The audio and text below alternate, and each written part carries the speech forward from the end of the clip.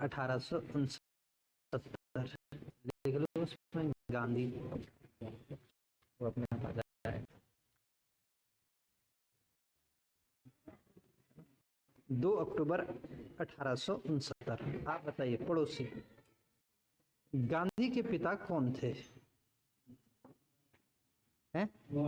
मोहनदास करमचंद गांधी। क्या काम करते थे ये? पूर्व रियासत में दीवान के। गांधी की माता का नाम क्या था? भाई आप बताओ।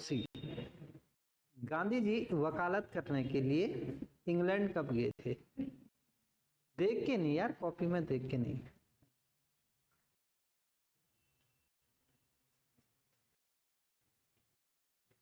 करने के लिए इंग्लैंड कब गए थे? 1889 में गए थे। जिससे पूछा जाए वही जवाब दें, ठीक है ना। गांधी जब वकालत करके आए तो पहली बार नीलम, उन्होंने अपनी वकालत कहाँ की थी? राजकोट। आप बताइए। गांधी दक्षिण अफ्रीका कब गए? 1893 में गए थे। क्यों? दारुल्ला एंड अब्दुल्ला कंपनी का केस लड़ने के लिए। हाँ आप बताइए।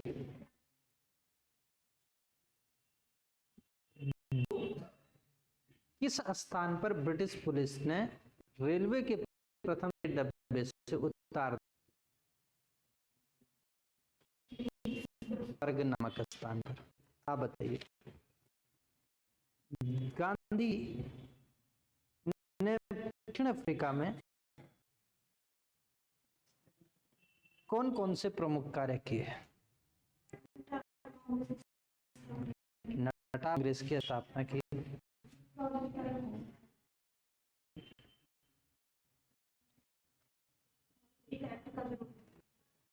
फिनिक्स स्थापना। आप बताओ। गांधी ने दक्षिण प्रमुख मूवमेंट चलाए थे। कौन से 3 आंदोलन थे?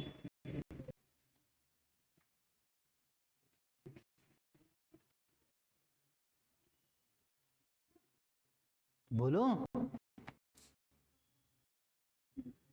या नहीं आ रहा नहीं घर में? हाँ बताइए।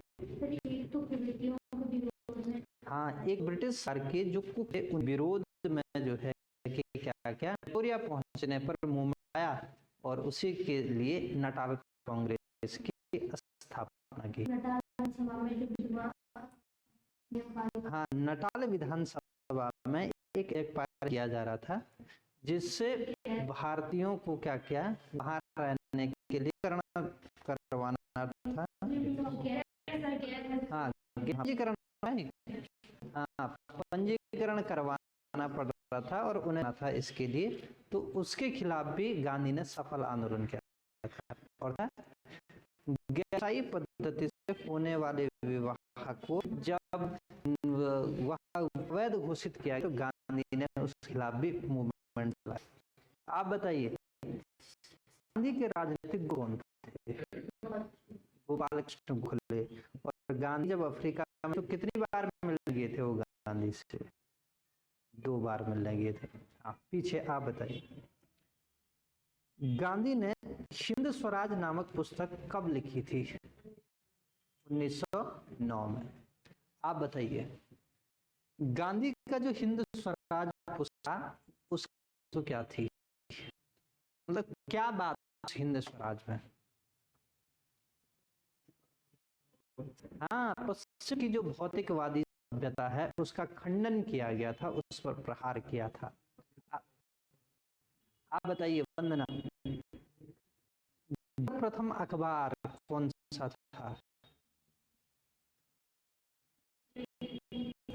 इंडियन ओपिनियन 1906 भाषा में दक्षिण से ही प्रकाशित। आप बताइए।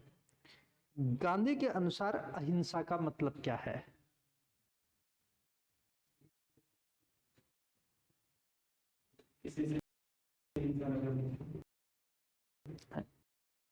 बोलो, तुम बताओ दोस्त,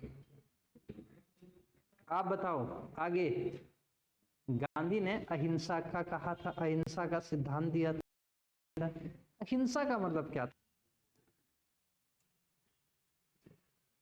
आपके पास आएगा कि गांधी के अहिंसा संबंधी सिद्धांत से अर्थ है, नीचे से आएगा जीव हत्या का निषेध, फिर आएगा कि मन कर्म और वचन से किसी के प्रति क्या नहीं करना है, किसी को हानि नहीं पहुंचाना है। सी ऑप्शन आएगा कि भाई जो है कि कमजोर वर्ग को नुकसान नहीं पहुंचाना है, ऐसा कुछ आएगा। तो क्या है?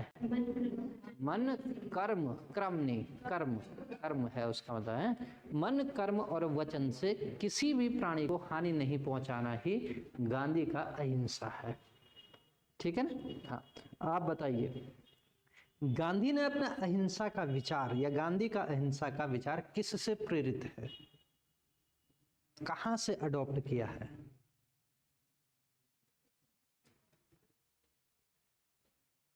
तुम मार खाती हो मेरे, मार कब से नहीं खाई? खाई कब से नहीं खाई? ऐसा लग नहीं रहा कि दिन नजदीक आ रहे हैं मार खाने के। आप बताओ नीलम, गांधी ने अपना अहिंसा का विचार कहां से अडॉप्ट किया? टॉलस्टॉय की बुक। हाँ ठीक है, भारत के जो प्राचीन दर्शन हैं, महाभारत हो गया, वेद हो गया, उपनिषद हो गया, जैन धर्म हो गया, बौद्ध धर्म हो गया, बाइबल हो गया, और टॉलस्टॉय की किताबों से उन्होंने क्या किया कि अपना अहिंसा का सिद्धांत लिया। आप बताइए नीरज, टॉलस्टॉय की जिस पुस्तक से उन्होंने अहिंसा का सिद्धांत लिया उसका नाम क्या था? बताओ, आप बताइए। हाँ, the kingdom of God is with in you, the kingdom of God is with in you, ये उनकी टॉलस्टॉय की एक किताब थी, उससे लिया था। हाँ, वंदना, गांधी ने कहा था, अच्छा गांधी के अनुसार अहिंसा किस किस को जन्म देती है? हाँ,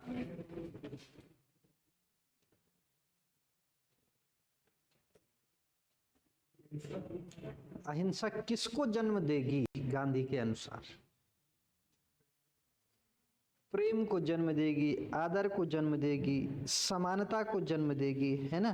तो ये गांधी के अहिंसा ने, गांधी ने अपने अहिंसा के विचार में कहा कि यदि अहिंसा का पालन करोगे तो प्रेम और आदर की जननी है ये, इसी से समानता उत्पन्न होगी। और गांधी ने अपने सिद्धांत को, अहिंसा के सिद्धांत को व्यवहार में लागू किया था। चलिए आप बताओ, गांधी ने जो सत्य संबंधी विचार है गांधी का, वो कहां से लिया? वेद से लिया, पुराण से लिया, उपनिषदों से लिया, रस्किन हो गया, थॉरो हो गया, और टॉलस्टॉय के विचारों से लिया। गांधी के अनुसार सत्य का मतलब क्या होता है, आप बताओ। गांधी के अनुसार सत्य का अर्थ क्या है?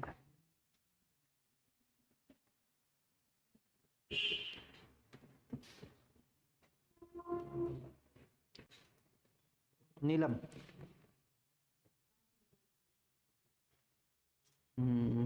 नहीं, सत्य किस, सत्य का मतलब होता है कि अत्याचारों का प्रतिरोध करना, है ना?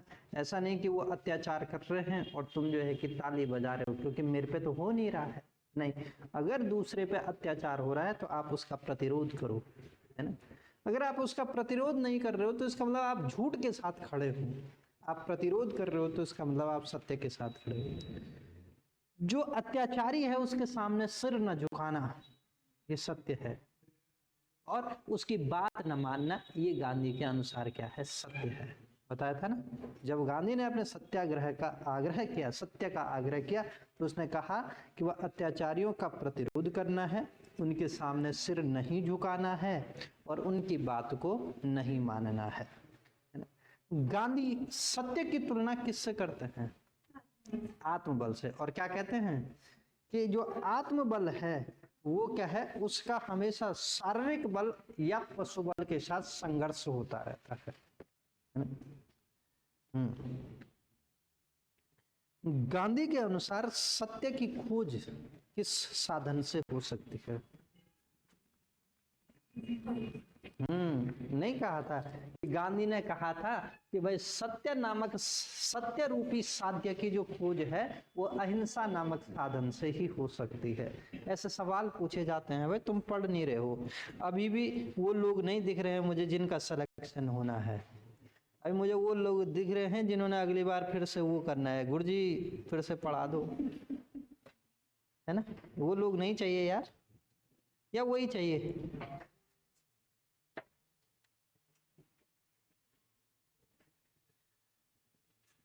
चलो भाई लिख लीजिए किनारे पे, गांधी का सर्वोदय, गांधी का सर्वोदय।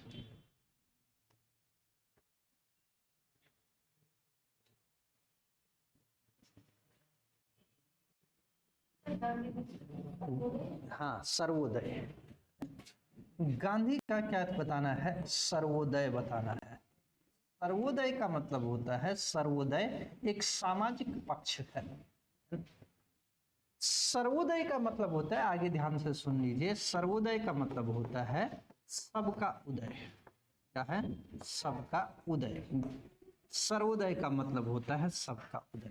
देखो अब सबका उदय गांधी ने एक सामाजिक पक्ष पर, जब गांधी से कहा गया कि भाई सामाजिक पक्ष पर आपके क्या विचार हैं, तो गांधी ने कहा कि भाई सामाजिक पक्ष पर मेरा ये विचार है कि जो समाज का सबसे अंतिम व्यक्ति है उसका भला होना चाहिए।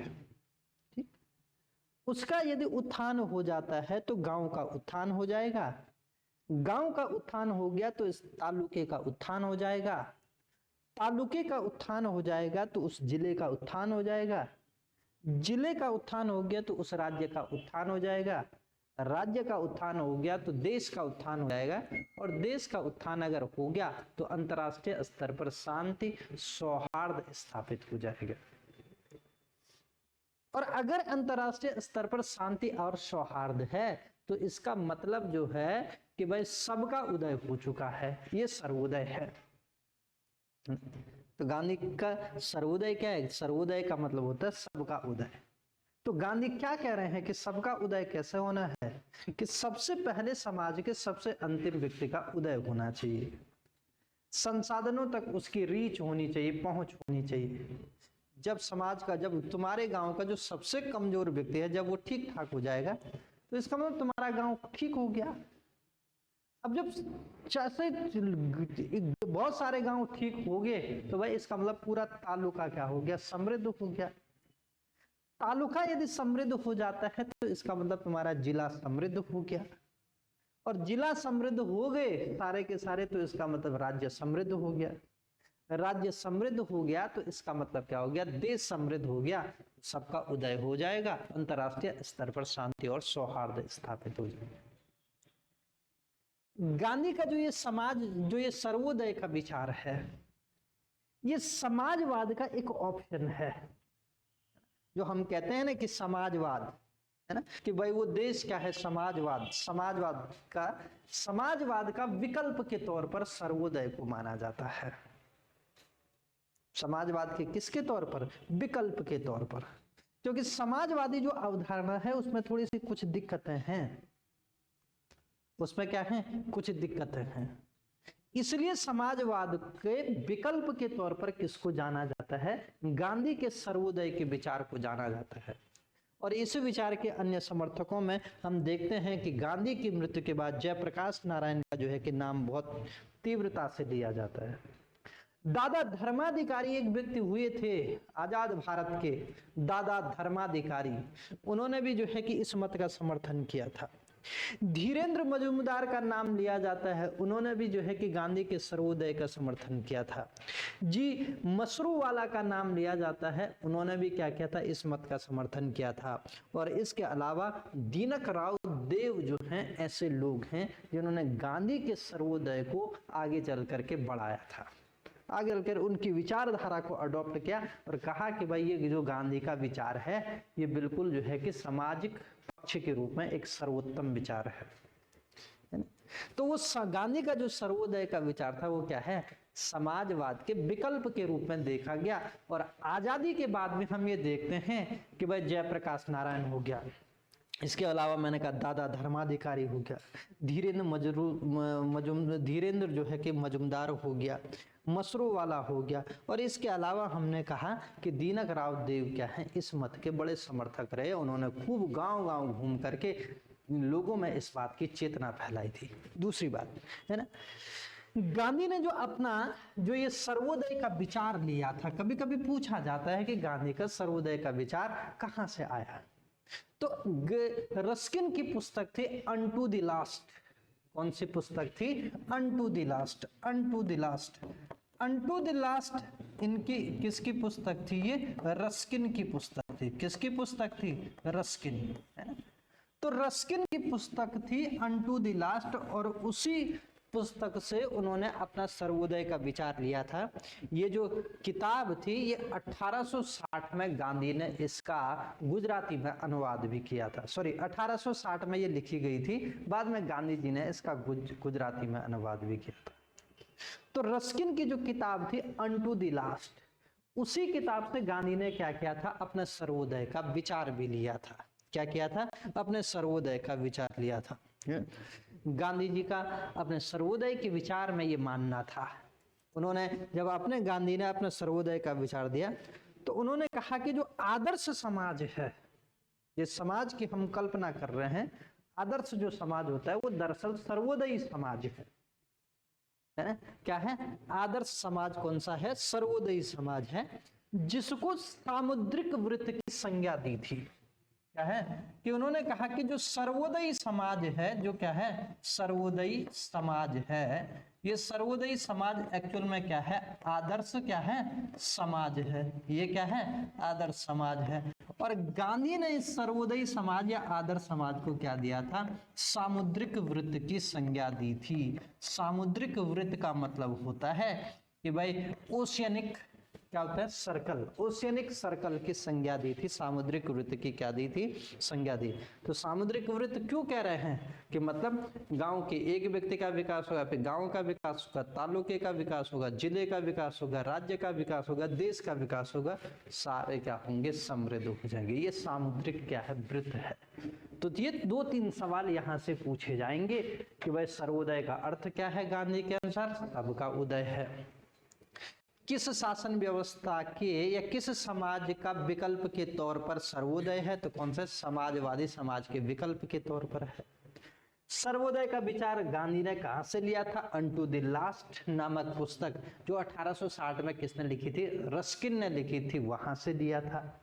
और गांधी ने सामुद्रिक वृत्त की संज्ञा किसको दी थी, तो सर्वोदयी समाज, जिसको सबसे आदर्श समाज कहा गया है, उसे सामुद्रिक वृत्त की संज्ञा दी थी, है ना। तो बस इतना ही आपको याद होना चाहिए, यही आपको याद रखने की आवश्यकता है, बाकी कुछ नहीं रखना, है ना, ठीक है ना। उन गांधी ने जो हरिजन सेवक संघ की स्थापना की वो इसी सर्वोदयी समाज की कल्पना के फलस्वरूप की। गांधी ने भले ही वर्ण व्यवस्था का, वर्णाश्रम धर्म में गांधी की आस्था मृत्यु पर्यंत रही। उन्होंने कहा वर्ण व्यवस्था ठीक है, यानी हिंदू धर्म में लोग कहते हैं ना कि बहुत सारे लोग उन पर आरोप लगाते हैं गांधी पर, इसने देश तोड़ा, हिंदुओं के पक्ष में नहीं।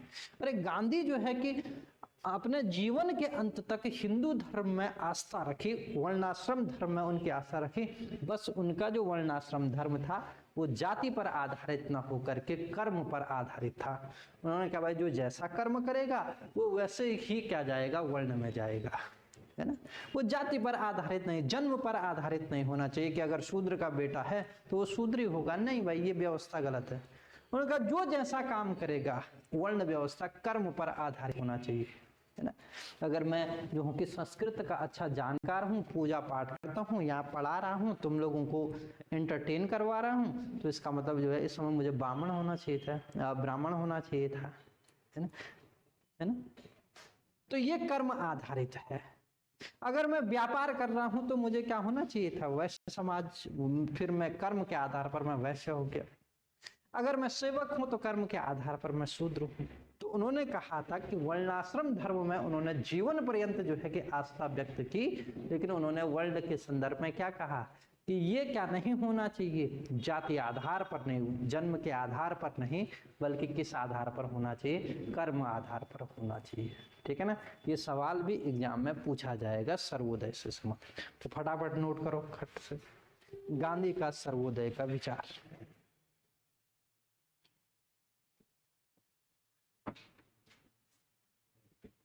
लिखना। गांधी के अनुसार सर्वोदय का अर्थ सबका उत्थान है।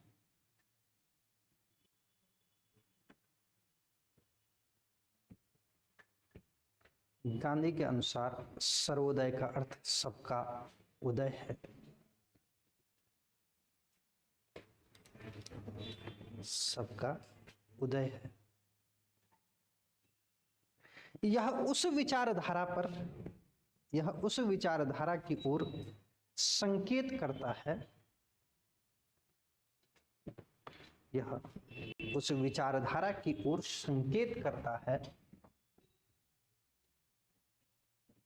जो सत्य और अहिंसा पर आधारित हो। जो सत्य और अहिंसा पर आधारित हो।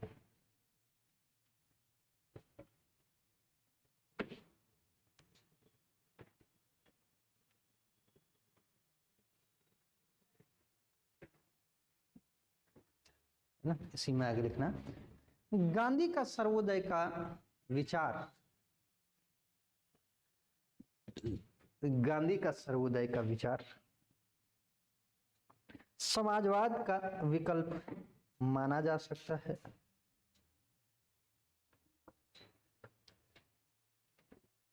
समाजवाद का विकल्प, गांधी का सर्वोदय का विचार समाजवाद का विकल्प माना जा सकता है।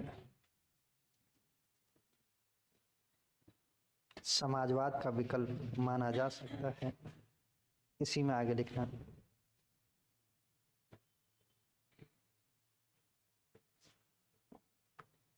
उन्होंने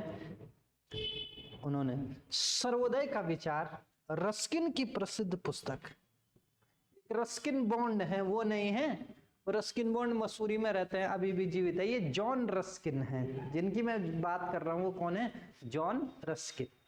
रस्किन की पुस्तक अनटू द लास्ट से ग्रहण किया है। अनटू द लास्ट से ग्रहण किया है।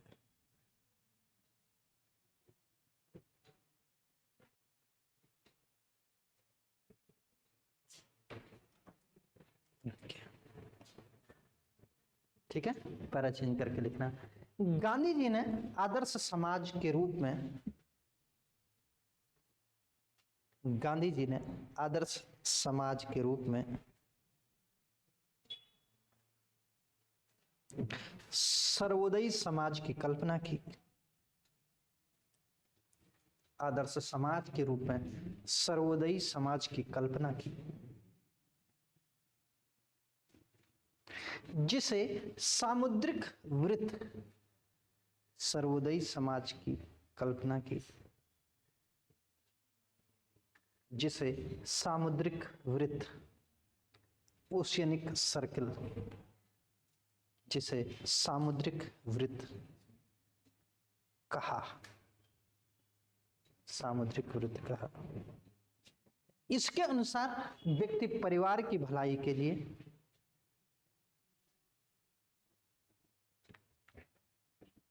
इसके अनुसार व्यक्ति परिवार की भलाई के लिए कार्य करेगा।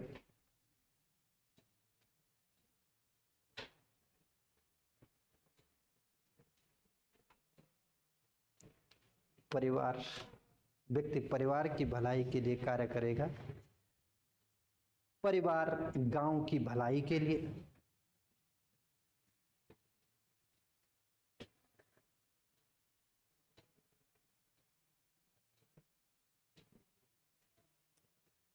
परिवार गांव की भलाई के लिए, गांव तालुके की भलाई के लिए,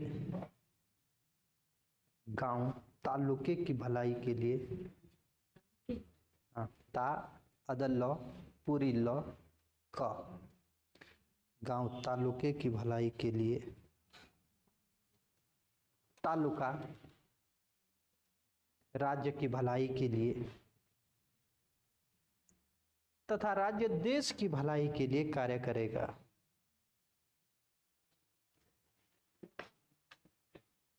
तथा राज्य देश की भलाई के लिए कार्य करेगा।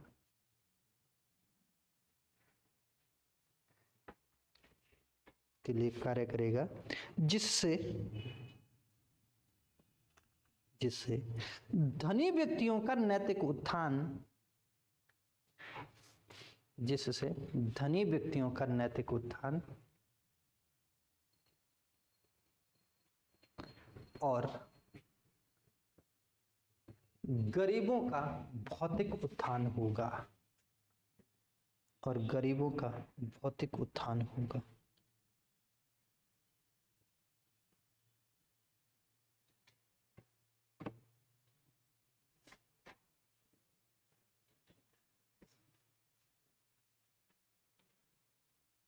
है ना, पैरा चेंज करके फिर देखना।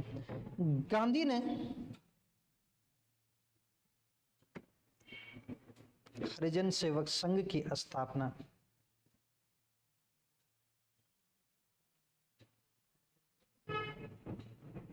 हरिजन सेवक संघ की स्थापना इसी उद्देश्य से की, इसी उद्देश्य से की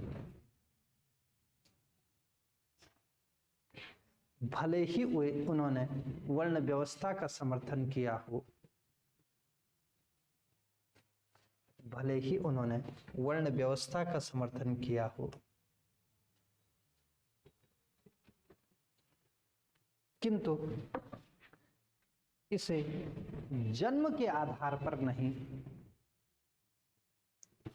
किंतु इसे जन्म के आधार पर नहीं बल्कि कर्म के आधार पर माना, बल्कि कर्म के आधार पर माना।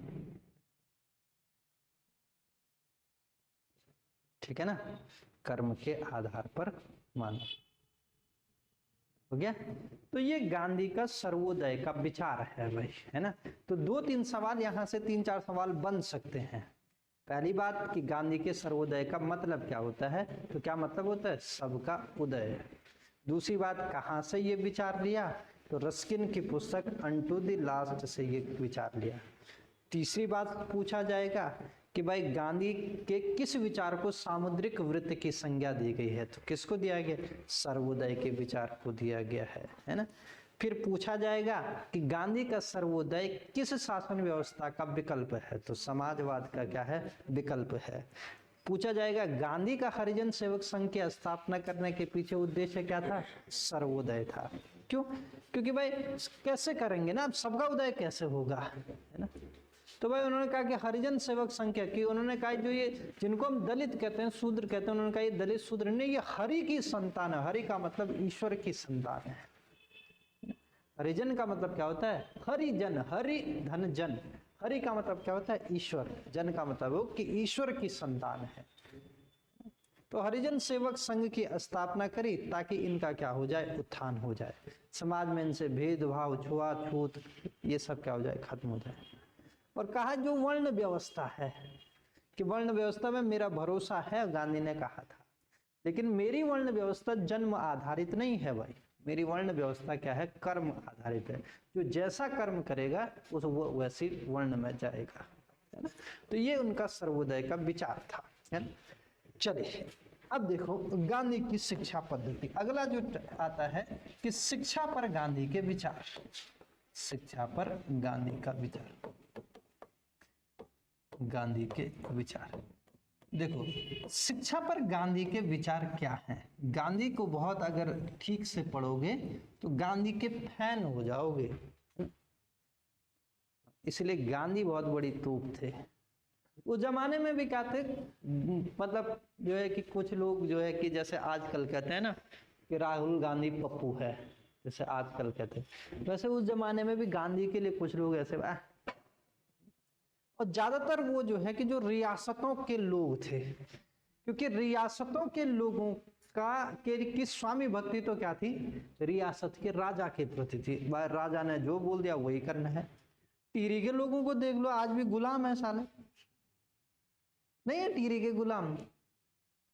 आज भी महारानी राज्य लक्ष्मी को वोट देते हैं लोकसभा। हमारी लोकसभा सांसद कौन है टीरी से? महारानी राज्य लक्ष्मी शाह है। देखा कभी उसको? कब देखा? वोट के दिन। उसके बाद कभी देखा? अच्छा, संसद में देखा उसको कभी पूछते हुए, खड़े होते हुए? कभी देखा उसे? हैं? तो क्या है महारानी राज्य लक्ष्मी शाह को वोट देने का मतलब क्या है? गुलाम हो तुम। ये गुलामी की दास्तां बयां करती है। ये जो व्यक्ति तुम्हारे साथ आ रहा है, संसद में दिख रहा है, बोल रहा है, उसको कोई वोट नहीं दे रहा है। जी ये तो रानी है, इसको वोट देना है। तो वैसे ही लोग जो है कि क्या थे उस जमाने में, गांधी के विरोधी वही लोग थे जो रियासतों में रह रहे थे। तो क्या गांधी यार एक तरीके का भोंगड़ा आदमी है, जो है खाली धोती पहन के जो है कि उपदेश बांट रहा है। धोती पहन के क्या बांट रहा है? उपदेश बांट रहा है। ऐसे भी कहते थे गांधी के। तो गांधी जब देश आजाद हुआ, जब सब जगह, जब जिन्ना हो गया, नेहरू हो गया, ये लोग जब सत्ता का बंटवारा कर रहे थे, तो गांधी पूरे देश में दंगों को रोकने के लिए पैदल चल रहा था ना? हाँ या ना? और फिर एक आदमी ने आकर के उसको गोली मार दी, तो हम कहते हैं कि भाई उस आदमी ने ठीक किया कि देश इसी आदमी ने बांटा था। अरे अभी जितने जो है कि देश में लोग कहते हैं ना कि इस देश में जिस दिन इस देश को हिंदू राष्ट्र बनाना है, कहते हैं ना? कहते हैं या नहीं कहते? हाँ ना बोलो।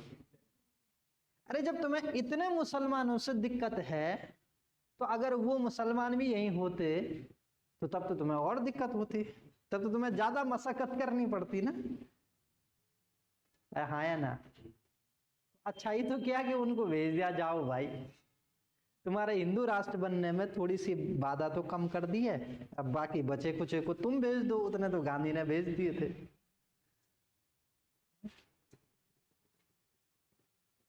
यही तो है, यही तो बोलते हैं आजकल। तो ऐसा नहीं, गांधी को जब पढ़ोगे ना, तो गांधी को जब पढ़ करके उसको आत्मचिंतन करोगे, तब पता चलेगा गांधी कौन थे।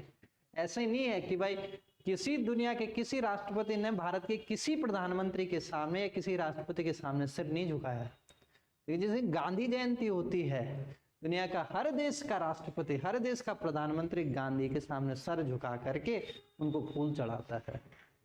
मर गया था 1948 में, आज तक लोग सर झुकाते हैं। हम तो कहते हैं कि हमारे देश के सबसे बड़े नेता अटल बिहारी वाजपेयी थे, हम भी मानते हैं। लेकिन तुम में से भूल भी गए होंगे कि कितनी तारीख को मरे अटल बिहारी वाजपेयी? किसी को याद है? कौन, कितने देश के लोग जो है कि अटल बिहारी वाजपेयी जी के सामने सर झुकाते हैं उनकी मृत्यु पे या जन्म पे? है ना? तो हम तो बहस करते हैं कि भाई नहीं, मोदी बड़ा या गांधी बड़ा। कुछ कुछ तो कहते हैं मोदी जी बड़े हैं।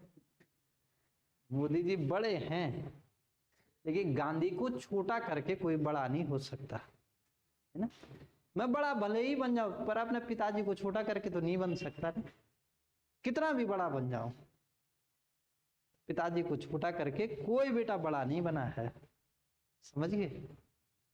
सार समझ लो, गांधी छोटे नहीं हो सकते हैं, गांधी बड़े हैं। गांधी का शिक्षा पर विचार देख लेते हैं क्या है। देखो, गांधी जी ने कहा कि भाई शिक्षा की जो शुरुआत है वो गांव से होनी चाहिए।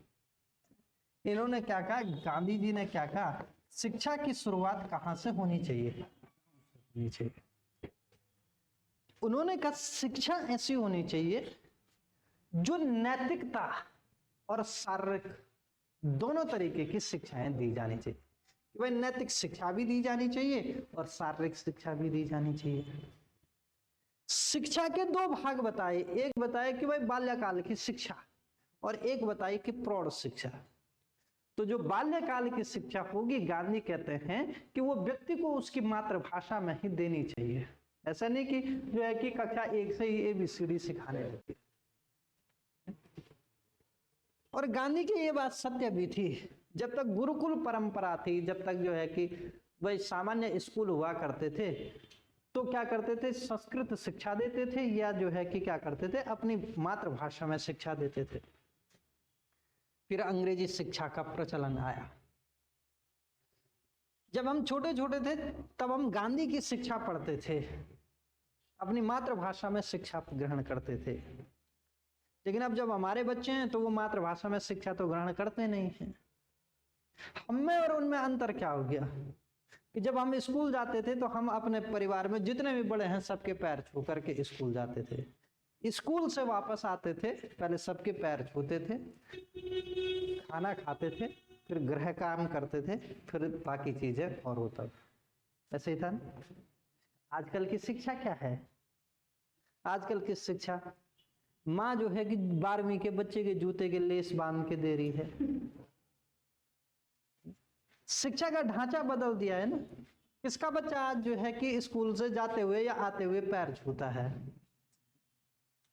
कुछ कुछ तो ऐसे करते हैं, कहीं रिश्तेदारी में जाओ तो कुछ लोग तो ऐसे भी नमस्ते करते हैं।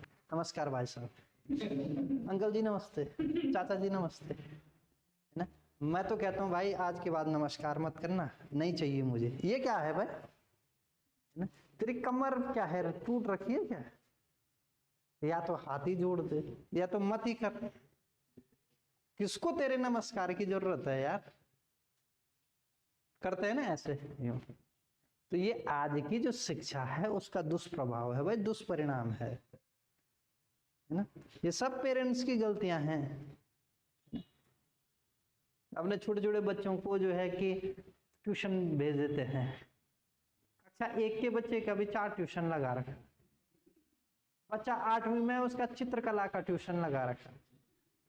चित्रकला का ट्यूशन भाई, अरे भाई ये शिक्षा जो तुम लोग आज के दौर में जो शिक्षा दी जा रही है वो शिक्षा नहीं है, वो तो नंबर लाने की एक रेस है। मेरे बेटे के ज्यादा मार्क्स आएंगे, मेरी बेटी के ज्यादा मार्क्स आएंगे।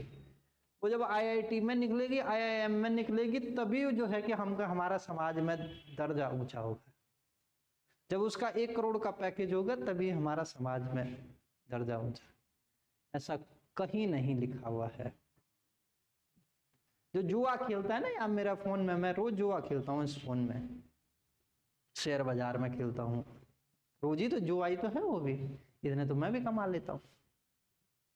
नैतिकता क्या है? वो नैतिक शिक्षा देनी चाहिए बच्चे को, नहीं तो वो हिमधन आलय गुरु जी कौन सी संधि है, बुढ़ापे तक यही पूछता रहेगा। तो गांधी ने हमेशा नैतिक शिक्षा पर बात करी और साथ साथ में क्या करी, शारीरिक शिक्षा पर बात करी, है ना, कि बच्चे को नैतिक शिक्षा देनी चाहिए और शारीरिक शिक्षा देनी चाहिए। शिक्षा की शुरुआत कहाँ से होनी चाहिए? गांव से होनी चाहिए। और प्रारंभिक जो शिक्षा होगी वो किस भाषा में होनी चाहिए? मातृभाषा में होनी चाहिए।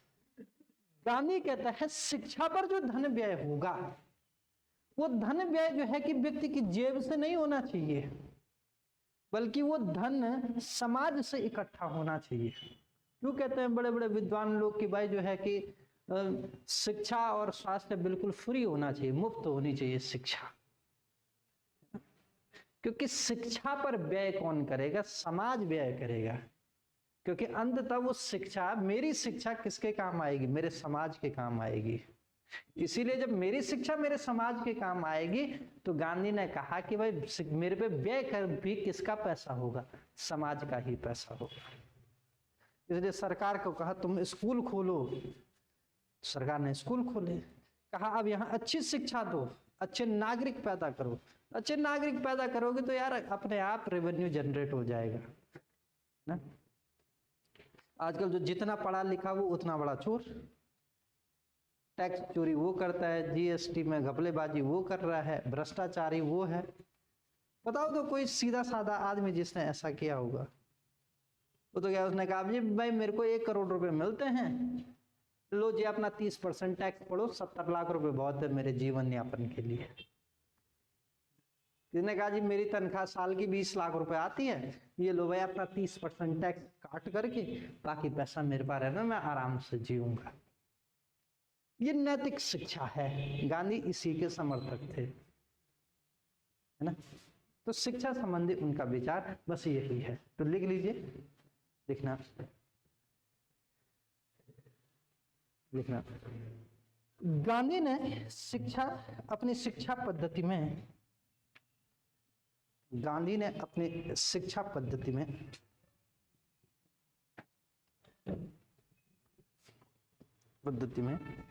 पश्चिमी शिक्षा का प्रभावी विकल्प प्रस्तुत किया।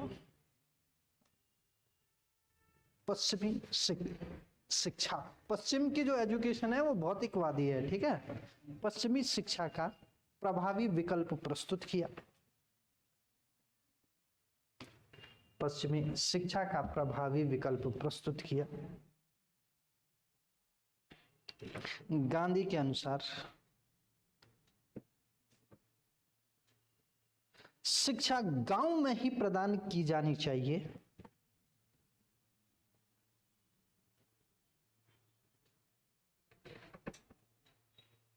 गांधी के अनुसार शिक्षा गांव में ही दी जानी चाहिए।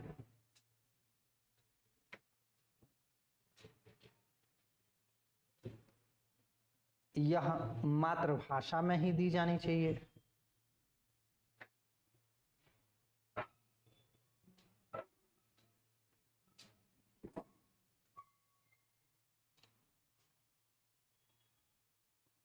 यह मातृभाषा में दी जानी चाहिए। शिक्षा नैतिक एवं शारीरिक दोनों होनी चाहिए। शिक्षा नैतिक एवं शारीरिक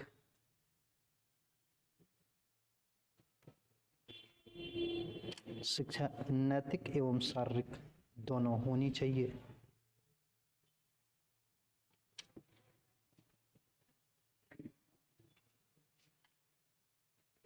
दोनों होनी चाहिए। शिक्षा में हस्तशिल्प और कुटीर उद्योग का प्रशिक्षण दिया जाना चाहिए। हस्तशिल्प और कुटीर उद्योग का प्रशिक्षण दिया जाना चाहिए।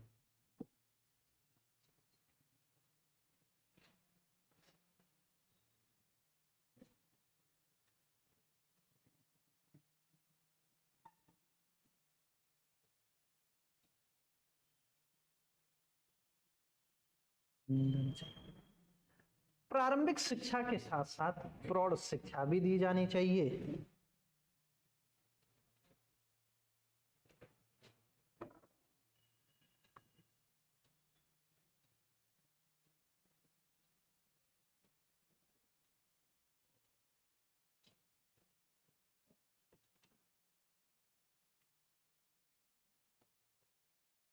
प्रौढ़ शिक्षा भी दी जानी चाहिए और इसके लिए धन आम लोगों से एकत्रित किया जाना चाहिए।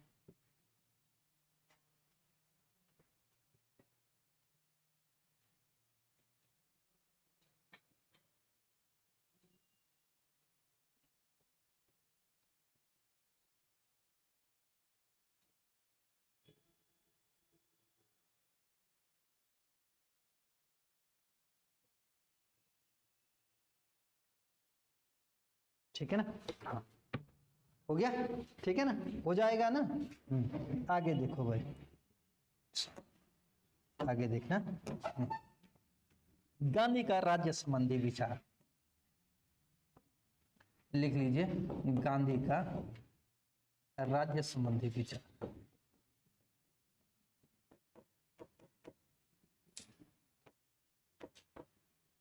राज्य संबंधी विचार देख लीजिए भाई, गांधी का राज्य संबंधी विचार। शिक्षा संबंधी विचार पता चल गया ना। सवाल पूछा जाए कि गांधी ने शिक्षा की शुरुआत कहाँ से मानी है, कहाँ से मानी है, गांव से ही होनी चाहिए।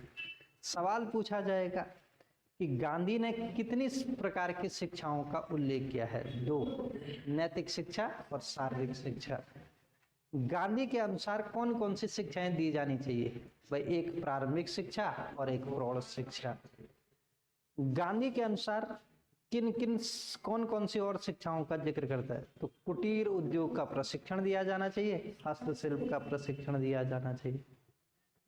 तो शिक्षा के संदर्भ में गांधी क्या कहता है कि शिक्षा पर जो व्यय होगा वो पैसा कहां से आएगा, आम लोगों से एकत्रित करके, यानी समाज ही उस पर क्या करेगा, व्यय करेगा। तो ये गांधी की शिक्षा पर संबंधित विचार थे। बात आती है गांधी का राज्य संबंधी विचार। देखो भाई, एक व्यक्ति गांधी, इसने कहा कि राज्य एक आत्मा रहित मशीन है। क्या कहा था, आत्मा रहित मशीन। अजीब आदमी था यार ये भी, ऐसी ऐसी बातें बताता। आत्मा रहित मशीन है ये। कैसी मशीन है, आत्मा रहित मशीन है। वो कहता है राज्य एक मशीन है। राज्य क्या है, एक मशीन है। और कैसी मशीन है कि जिस मशीन में क्या नहीं है, आत्मा नहीं है। क्या नहीं है, जिस मशीन में आत्मा नहीं है। ठीक है, मशीन क्या होती है, जैसे वो है ना, जैसे मशीन गन होती है, धड़ धड़ धड़ गोली चलाए। और ये मशीन क्या होती है, हिंसा से संगठित है। मतलब वो राज्य के संदर्भ में, इसीलिए उसको कहते हैं कि शांतिपूर्ण अराजकतावादी कहते हैं गांधी को। क्या कहते हैं, शांतिपूर्ण अराजकतावादी या शांतिवादी अराजकतावादी। कभी कभी कहते हैं दार्शनिक अराजकतावादी थे।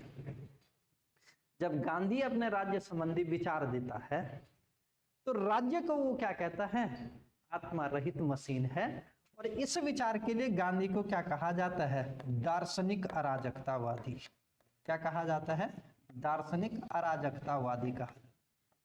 दार्शनिक अराजकतावादी या इसी विचार को हम क्या कहते हैं, या इसको क्या कहा जाता है, शांतिवादी अराजकतावादी। कभी कभी पूछा जाएगा कि शांतिवादी अराजकतावादी कौन है ना, अराजकतावादी कौन है। ऐसा पूछा जा सकता है या नहीं पूछा जा सकता है, पूछा जा सकता है। किसको कहते हैं, गांधी को कहते हैं। जिसने नहीं पढ़ा होगा वो गांधी पर कभी टिक मार ही नहीं सकता, क्योंकि गांधी तो अराजकतावादी हो ही नहीं सकता। लेकिन शांतिवादी अराजकतावादी, तब बिल्कुल अराजकतावादी का मतलब जो बिल्कुल क्रांति करे।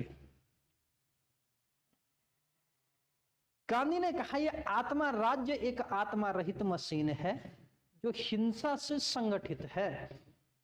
जो क्या है, हिंसा से संगठित है। इसलिए वो कहता है कि आदर्श राज्य में राज्य होना ही नहीं चाहिए। जो आदर्श समाज होगा, उस आदर्श समाज में क्या कहता है, गांधी कहता है कि आदर्श समाज में राज्य होना ही नहीं चाहिए। इसलिए वो राज्य रूपी संस्था का विरोध करता है। राज्य रूपी संस्था का क्या करता है, विरोध करता है। तो जब तुम राज्य रूपी संस्था का विरोध करोगे तो तुमको अराजकतावादी कहा जाएगा या नहीं कहा जाएगा, हाँ या ना, कहा जाएगा।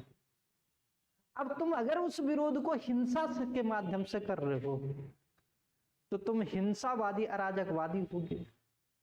और अगर तुम उस विरोध को शांतिपूर्ण तरीके से कर रहे हो तो क्या हो गया, शांतिवादी अराजकवादी। या तुम उस विरोध को केवल व्यवहार में प्रकट नहीं कर रहे हो, केवल ऐसा विचार दे रहे हो, तुम क्या हो गया, दार्शनिक अराजकतावादी हो गए। तो गांधी का जो ये राज्य संबंधी विचार क्या है, ये दिमाग में था, व्यवहार में तो कभी हो ही नहीं सकता था। इसलिए कहते हैं ये दार्शनिक अराजकतावादी। उन्होंने राज्य रूपी संस्था का विरोध किया, तो इसलिए कहते हैं कि वो क्या थे, शांतिवादी अराजकवादी थे, क्योंकि वो अहिंसा वाले थे ना, वह अहिंसा। इसलिए जो गांधी के विरोधी हैं, है ना, इसलिए जो गांधी के विरोधी हैं वो गांधी की आलोचना करते हैं। वो क्या करते हैं, गांधी की राज्य के विचार, राज्य का जो ये विचार है उसकी आलोचना भी करते हैं।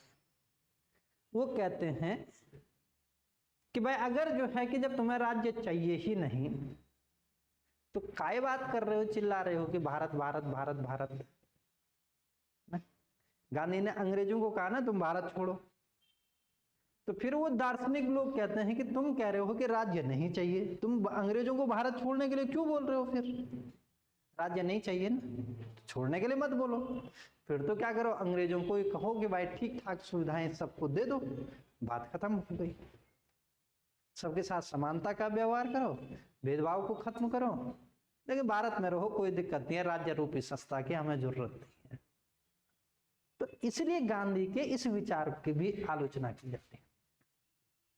गांधी ने जो संसद बताई ना, संसद जिसकी आज हम चर्चा करते हैं, गांधी ने संसद को बांझ औरत की संज्ञा दी, मतलब कि ये एक ऐसी महिला है जिसके क्या नहीं हो सकते हैं, बच्चे नहीं हो सकते हैं, बांझ औरत का मतलब है ना। तो गांधी ने संसद को क्या किया था, बांझ औरत की संज्ञा दी थी। और गांधी ने ऐसा इसलिए कहा, छोड़ो है ना, सिर्फ इतनी ही बात याद रखनी है कि उन्होंने संसद को बांझ औरत की संज्ञा दी, राज्य को आत्मा रहित मशीन कहा कि आदर्श समाज में राज्य की कोई जरूरत नहीं है। राज्य के वो क्या थे, प्रबल विरोधी थे।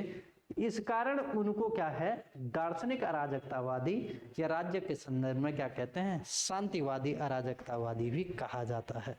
ठीक है ना। तो ये 2-3 लाइनें आपको याद रखना है कि उनका विचार क्या है। ठीक है ना। तो इसको भी फटाफट लिख लीजिए। लिखना, गांधी का राज्य संबंधी विचार।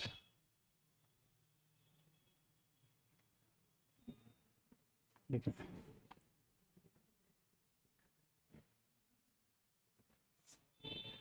लिखना, गांधी ने राज्य को आत्मा रहित मशीन कहा है।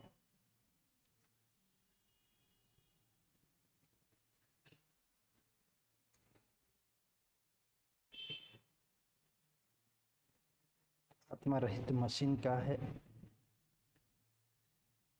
जिसके द्वारा हिंसा का संगठित प्रयोग किया जाता है, जिसके द्वारा हिंसा का संगठित प्रयोग किया जाता है। किसका प्रयोग किया जाता है, इसके द्वारा हिंसा का संगठित प्रयोग किया जाता है। गांधी राज्य रूपी संस्था का विरोध करते हैं।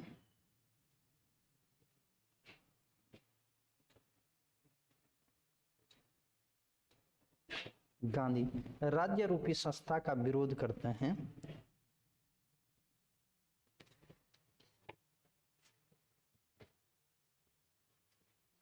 क्योंकि उनका मानना था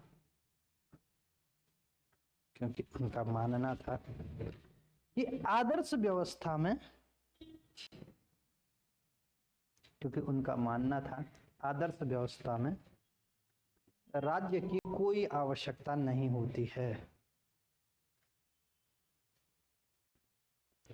क्योंकि उनका मानना था कि आदर्श व्यवस्था में राज्य की कोई आवश्यकता नहीं होती है।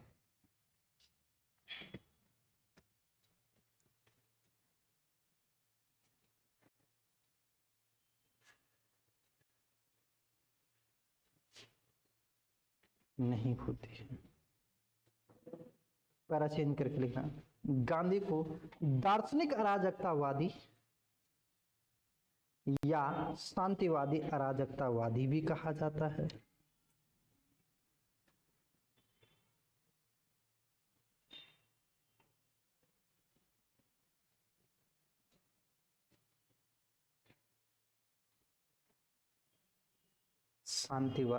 दार्शनिक अराजकतावादी या शांतिवादी अराजकतावादी भी कहा जाता है।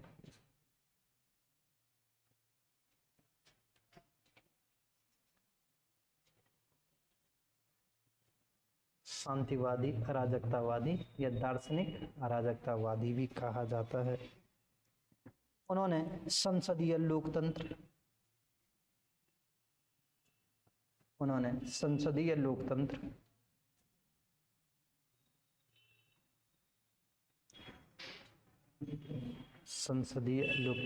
कौमा बहुमत के शासन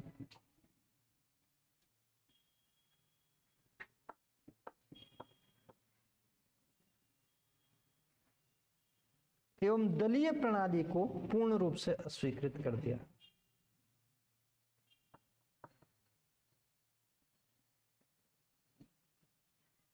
एवं दलीय प्रणाली को पूर्ण रूप से अस्वीकृत कर दिया, अस्वीकृत कर दिया और संसद को बांझ औरत की संज्ञा दी।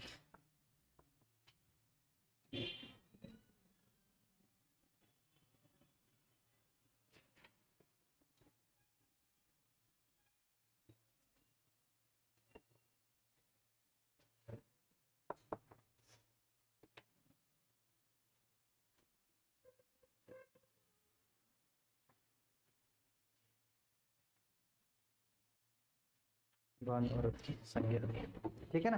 तो ये बात जो है कि गांधी का क्या था, उनके विचार में था। अब देखो भाई, गांधी ने जो है कि एक और बात भी सुनी होगी तुमने, गांधी ने राम राज्य की बात करते थे ना? तो उनके राम राज्य का मतलब क्या था? उनके राम राज्य का मतलब ये था कि भाई सभी का भला होना चाहिए। राम राज्य जिसमें मतलब घरों में ताले न लगे हों, चोरी न हो, चकारी न हो, डकैती न हो। और वो कहता है ये तभी संभव है जब लोग गांव में रहेंगे। ये कब संभव है? जब गांव में रहेंगे। और ये बात सत्य भी होती है कि गांव में देख लो, गांव है 4 किलोमीटर दूर पैदल, लेकिन लोग अपनी गाड़ी सड़क में छोड़ करके आ जाते हैं। यहाँ जरा एक दिन गेट के बाहर गाड़ी रख लो शहर में। तो वो कहते थे जो व्यक्ति होता है असलियत में, जो व्यक्ति है वो शहरों में निवास करता है और जो गांव में निवास करता है वो देवता है ना। हम लोग क्या है? मशीन है, व्यक्ति हैं गांधी के अनुसार। और जो गांव में निवास कर रहे हैं वो क्या है? देवता है। वो कहते हैं क्योंकि राम राज्य की परिकल्पना केवल गांव में ही संभव है, शहरों में संभव नहीं है। गांधी से बड़ा अगर पूछा जाए, अगर देखा जाए, तो गांधी से बड़ा जो है कि कोई भी लोकतंत्रवादी नहीं है, कोई समाजवादी नहीं है और कोई बड़ा व्यक्तिवादी नहीं है। न तो कोई, देखो मैंने कहा गांधी ने क्या किया है? बहुमत के शासन का विरोध किया, लिखाया है। गांधी ने जो है क्या किया है? और किसका विरोध किया है? संसदीय प्रणाली का विरोध किया है।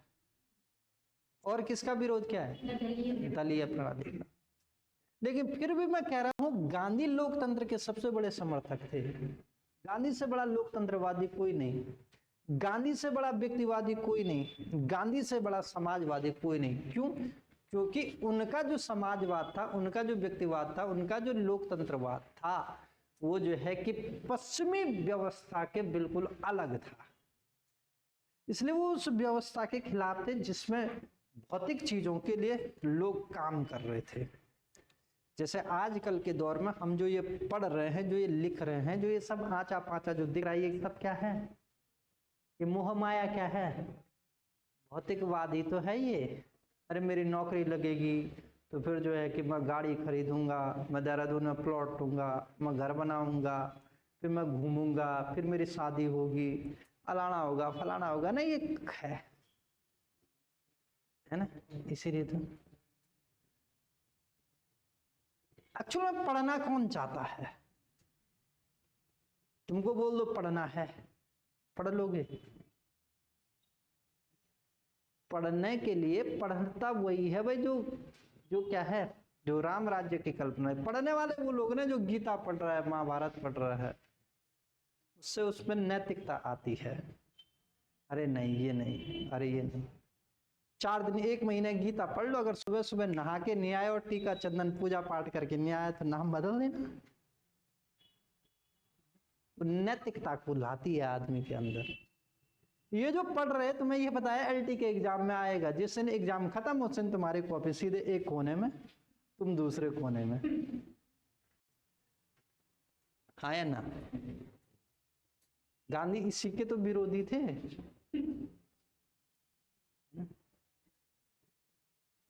जिस लोकतंत्र की आजकल चर्चा होती है, गांधी उसके भी विरोधी थे। लोकतंत्र में क्या है, जिसको सबसे ज्यादा वोट पड़े वो जो है कि चुनाव जीत जाएगा, है ना।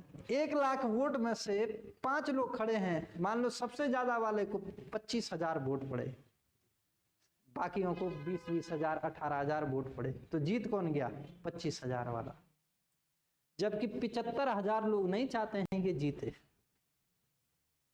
बात किसकी होनी चाहिए? 75,000 की होनी चाहिए। इसीलिए वो कहते हैं कि ये तो लोकतंत्र, छद्म लोकतंत्र है। वो नहीं चाहते हैं कि ऐसा रहे। तो पाश्चात्य का जो लोकतंत्र है, पाश्चात्य की जो दलीय व्यवस्था है, पाश्चात्य की जो संसदीय व्यवस्था है, उसका गांधी ने विरोध किया, उसको वो खराब मानते हैं। लेकिन मैंने कहा उनसे बड़ा लोकतंत्रवादी, उनसे बड़ा समाजवादी, उनसे बड़ा व्यक्तिवादी कोई नहीं था। क्यों? क्योंकि उनका जो ये विचार था, ये पाश्चात्य सभ्यता के विपरीत विचार है, इसलिए ऐसा कहा। पैरा चेंज करके 1-2 लाइन और लिखना। गांधी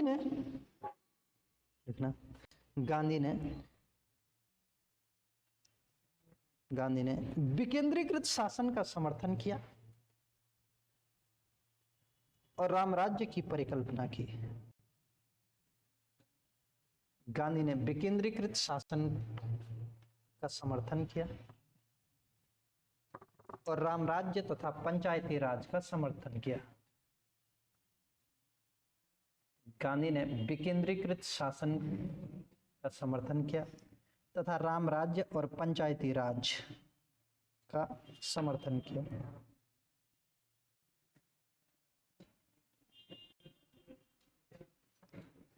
गांधी के अनुसार शहरों में व्यक्ति रहते हैं, लेकिन गांवों में देवता निवास करते हैं। गांधी के अनुसार शहरों में व्यक्ति रहते हैं, लेकिन गांवों में देवता निवास करते हैं।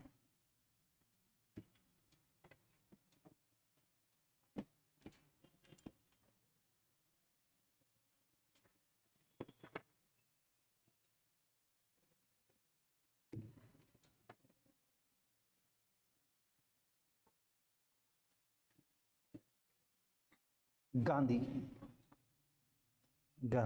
सबसे बड़े लोकतंत्रवादी, समाजवादी और व्यक्तिवादी थे।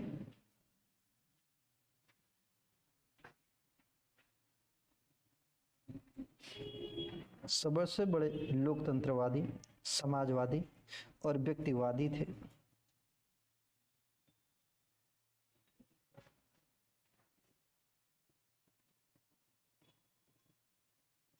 किंतु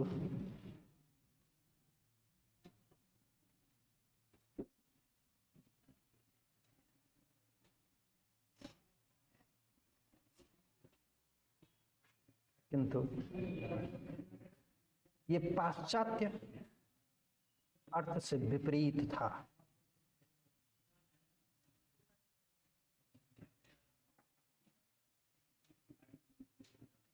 ये पाश्चात्य अर्थ से विपरीत था। बीच में लिखना गांधी का स्वराज। गांधी का स्वराज, गांधी का स्वराज का विचार।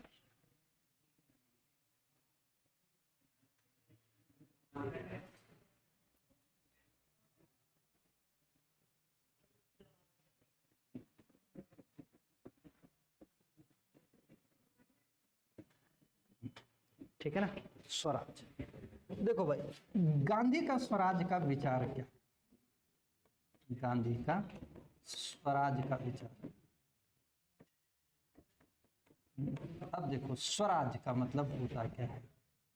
देखो स्वराज का अर्थ 2 प्रकार से लिया जाता है। एक अर्थ इसका नैतिक और आध्यात्मिक होता है और दूसरा अर्थ होता है राजनीतिक अर्थ। ठीक है, 2 अर्थों में हम कहते हैं कि भाई गांधी का स्वराज का जो विचार है, इसके 2 अर्थ निकल सकते हैं। इसका अगर मैं कहूंगा कि पहला जो अर्थ होगा वो नैतिक आध्यात्मिक अर्थ होगा। कैसा अर्थ होगा? नैतिक आध्यात्मिक अर्थ होगा। नैतिक आध्यात्मिक अर्थ होगा। और जो दूसरा अर्थ होगा वो कैसा अर्थ होगा? राजनीतिक अर्थ होगा। दूसरा कैसा होगा? राजनीतिक। जब मैं नैतिक आध्यात्मिक अर्थ की बात कर रहा हूं तो इसका मतलब होता है आत्मनियंत्रण। इसका मतलब क्या होता है? आत्मनियंत्रण। स्वराज का जो नैतिक आध्यात्मिक अर्थ है उसका मतलब क्या हो गया? आध्यात्मिक अर्थ का मतलब होता है कि आत्मनियंत्रण या स्वशासन। इसका मतलब क्या हो गया? स्वशासन, या इसका मतलब क्या होता है? आत्मनियंत्रण होता है। क्या होता है? आत्मनियंत्रण होता है। एक अर्थ तो यह है, ये नैतिक आध्यात्मिक अर्थ में लिया जाता है। और इसका जो राजनीतिक अर्थ है, राजनीतिक अर्थ का मतलब होता है कि भाई लोगों के द्वारा अपना शासन स्वयं करना। इसका मतलब क्या होता है? लोगों के द्वारा द्वारा अपना शासन स्वयं करना, अपना शासन स्वयं करना, शासन स्वयं करना। ये क्या है? ये है कौन सा? ये कौन सा है? राजनीतिक। स्वराज का जो राजनीतिक अर्थ है, दो अलग अलग बातें हैं लेकिन है एक ही शब्द के भीतर। मैं कहूंगा मैं स्वराज की बात कर रहा हूं, तो स्वराज की बात ये जरूरी नहीं है कि मैं अपना शासन खुद के हाथों में लेना चाहता हूं। स्वराज का मतलब ये भी हो सकता है कि मैं आत्म पर, अपने आप पर नियंत्रण चाहता हूं। मेरे पे जो नियंत्रण हो वो किसी और का ना हो। ऐसा नहीं कि मैं अपने लिए अलग देश की मांग कर रहा हूं। मैं चाहता हूं कि मेरे विचारों पर खुद का नियंत्रण हो। मैं चाहता हूं कि मेरे कार्यों पर खुद का नियंत्रण हो। मैं चाहता हूं कि मेरा आत्मबल इतना मजबूत हो कि किसी दूसरे की जरूरत मुझे ना पड़े। ये स्वराज का, गांधी का नैतिक आध्यात्मिक पक्ष है। और उसके राजनीतिक पक्ष की बात करेंगे तो कहेंगे लोगों के द्वारा अपना शासन स्वयं करना है। जब लोग कहते हैं कि भाई हमें विदेशी शक्ति से नियंत्रित नहीं होना है, हम संप्रभु होना चाहते हैं, स्वराज चाहिए, हमें खुद का राज चाहिए, यानी अपनी शासन व्यवस्था हम खुद चलाएंगे। ये स्वराज का क्या है? राजनीतिक पक्ष है। समझिए, पहले पक्ष में क्या है? नैतिक आध्यात्मिक पक्ष क्या है? आत्मनियंत्रण, स्वशासन, खुद के ऊपर नियंत्रण करना, खुद के ऊपर शासन। और राजनीतिक पक्ष क्या है? लोगों द्वारा स्वयं के लिए शासन को हम क्या कहते हैं कि भाई ये क्या है? ये कहते हैं कि ये गांधी का स्वराज का विचार। स्वराज का जो विचार है ये सबसे पहले अगर देखा जाए तो तिलक ने दिया था। सबसे पहले इस स्वराज के विचार को किसने दिया था? तिलक, लोकमान्य तिलक ने सबसे पहली बार दिया था, है ना? ठीक है, क्या कह रहे हैं? सबसे पहले किसने दिया था? तिलक ने दिया था। और गांधी ने क्या किया था? इसको थोड़ा सा, इसको एक सिद्धांत के रूप में विकसित किया।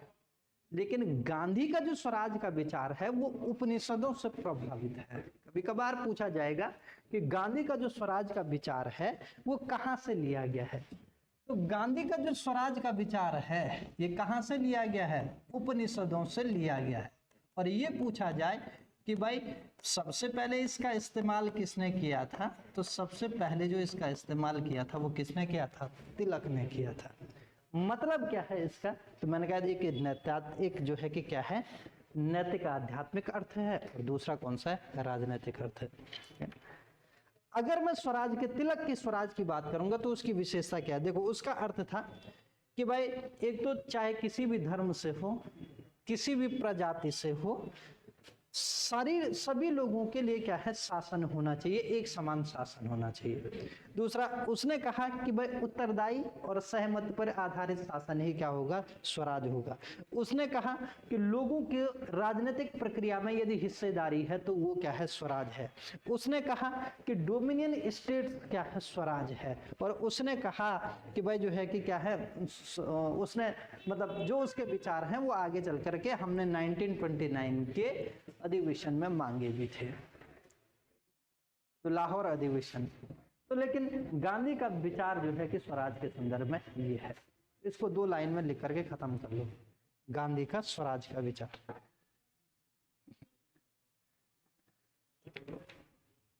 गांधी का स्वराज का विचार नीचे से लिखना। गांधी का मूल उद्देश्य स्वराज की प्राप्ति करना था।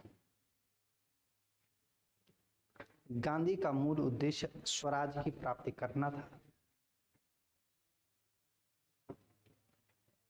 स्वराज की प्राप्ति करना था।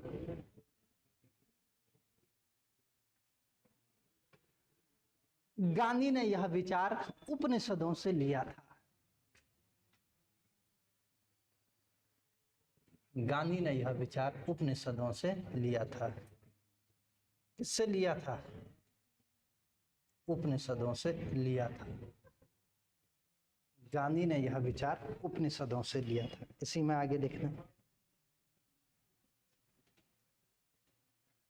ये पैरा चेंज करके लिखना।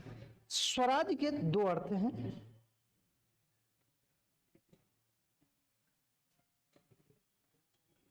स्वराज के दो अर्थ हैं। नंबर 1 लिखना, नैतिक आध्यात्मिक अर्थ। नैतिक आध्यात्मिक अर्थ, इसके आगे डैश करके लिखना।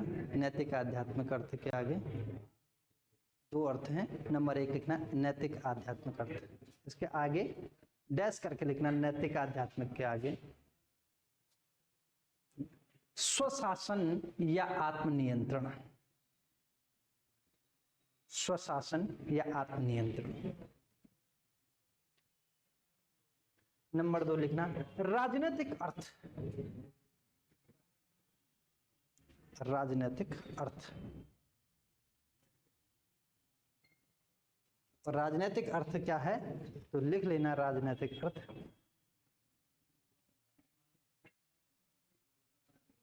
लोगों द्वारा अपना शासन स्वयं करना।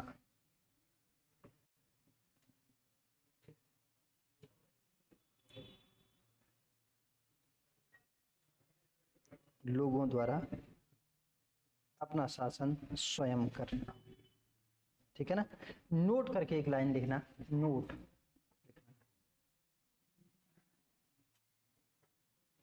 नोट करके लिखना। गांधी ने गांधी से पूर्व, गांधी भी मत लिखो यार, सीधे लिखना लोकमान्य तिलक ने सबसे पहले स्वराज का विचार दिया था।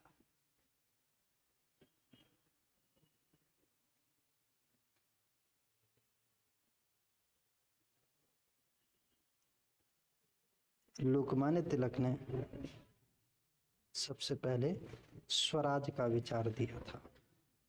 ठीक है ना। बस, तो कल हम जो है कि इसकी 2-3 बातों पर और चर्चा करेंगे, कल खत्म हो जाएगा। एक, गांधी का ट्रस्टीशिप का सिद्धांत क्या है। दूसरा, गांधी धर्म और राजनीति के संबंध में क्या बात करता है। वो धर्म और राजनीति को अलग अलग मानता है ना, सॉरी एक ही मानता है। दूसरा, गांधी के विचारों का आध्यात्मिक पक्ष क्या है। और चौथा, गांधी के संबंध में कुछ महत्वपूर्ण फैक्ट क्या है वो याद रखेंगे। तो 4 चीजें कल पूरी कर लेंगे तो गांधी कल खत्म हो जाएगा। छुट्टी तो नहीं है ना कल? नहीं है ना। ठीक है, थैंक यू।